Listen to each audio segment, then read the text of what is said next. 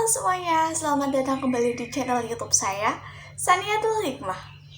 Oke, kali ini saya akan membahas mengenai manajemen kas.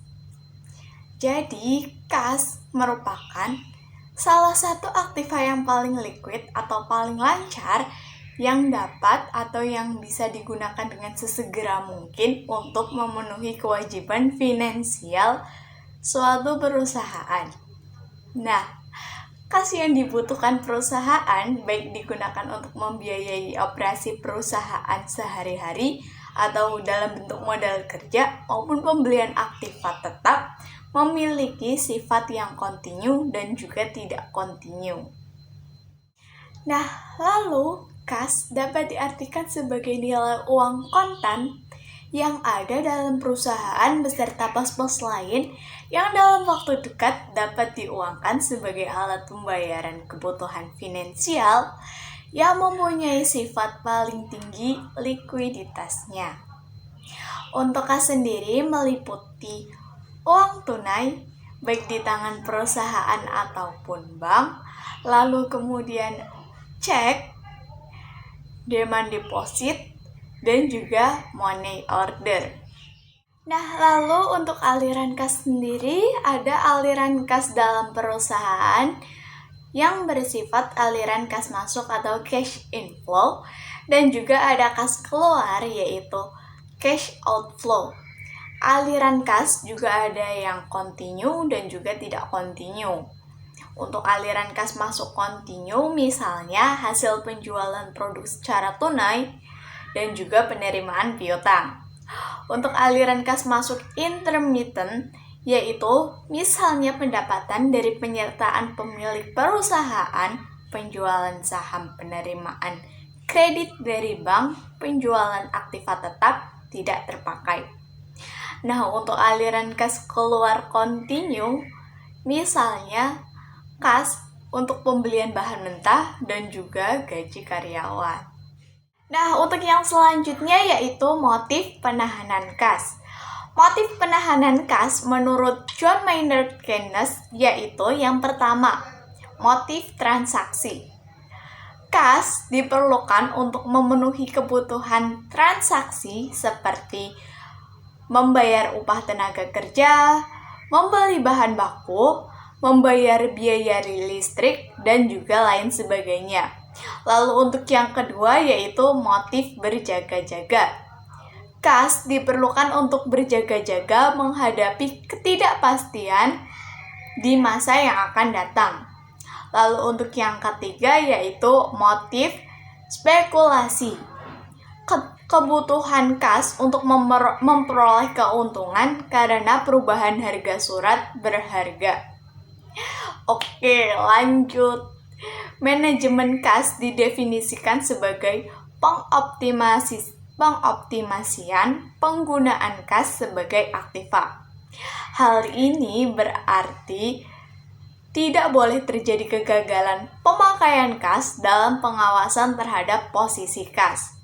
Tujuan dari manajemen kas sendiri meliputi dua hal, yaitu likuiditas dan juga earning. Likuiditas manajemen harus secara sadar menjaga likuiditas dan jumlah kas yang harus ada dalam perusahaan.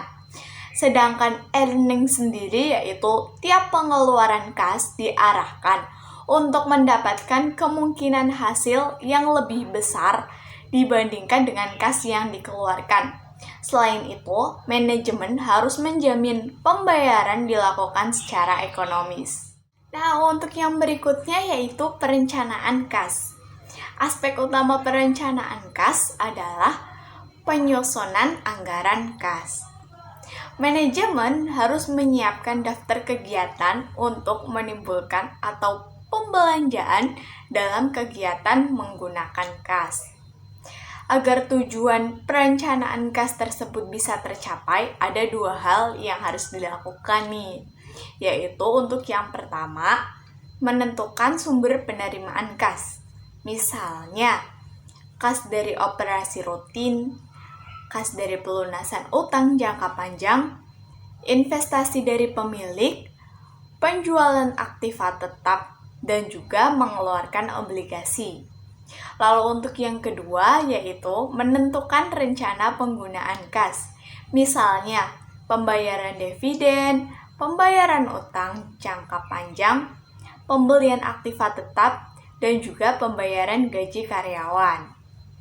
Nah, berdasarkan dua hal tersebut, maka manajemen dapat mengetahui seberapa besar kas yang dibutuhkan atau seberapa besar kas yang menganggur. Selanjutnya dapat ditentukan langkah selanjutnya terhadap kas yang berlebihan ataupun menganggur tersebut. Nah, untuk kemudian ada sumber-sumber kas.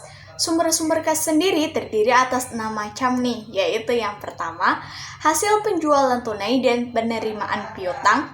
Lalu untuk yang kedua yaitu penjualan aktiva tetap. Lalu yang ketiga yaitu penjualan atau emisi saham atau adanya penambahan modal oleh pemilik. Lalu untuk yang keempat yaitu pengeluaran atau tanda bukti hutang seperti wesel, hutang obligasi, dan juga hutang bank. Lalu untuk yang kelima yaitu penerimaan di luar usaha perusahaan. Lalu untuk yang keenam sendiri adanya penerimaan kas dari sewa, bunga, dividen, hadiah, atau restitusi pajak dari periode sebelumnya. Lalu ada juga faktor-faktor yang mempengaruhi besar kecilnya persediaan kas, yaitu 1. Perimbangan antara cash inflow dengan cash outflow. Lalu untuk yang kedua yaitu penyimpangan terhadap aliran kas yang diperkirakan. Lalu untuk yang ketiga yaitu adanya hubungan finansial yang baik dengan bank-bank. Lalu untuk yang terakhir yaitu penganggaran kas. Lalu ada safety level of cash balance, yaitu saldo kas minimum yang perlu dimiliki oleh perusahaan untuk melindungi perusahaan dari resiko kesalahan-kesalahan saldo kas. Nah, safety level of cash balance ini sebaiknya ditetapkan untuk periode normal dan periode puncak.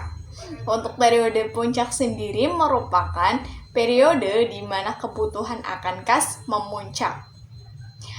Nah, berikut juga ada contoh dari kas minimum. Berikut contohnya.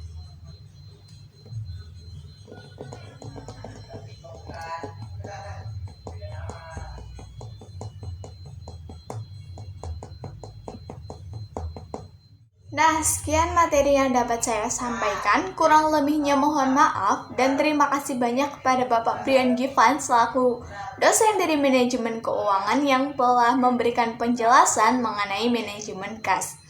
Dan terima kasih juga kepada kalian semua yang telah menonton video saya. Terima kasih dan bye-bye.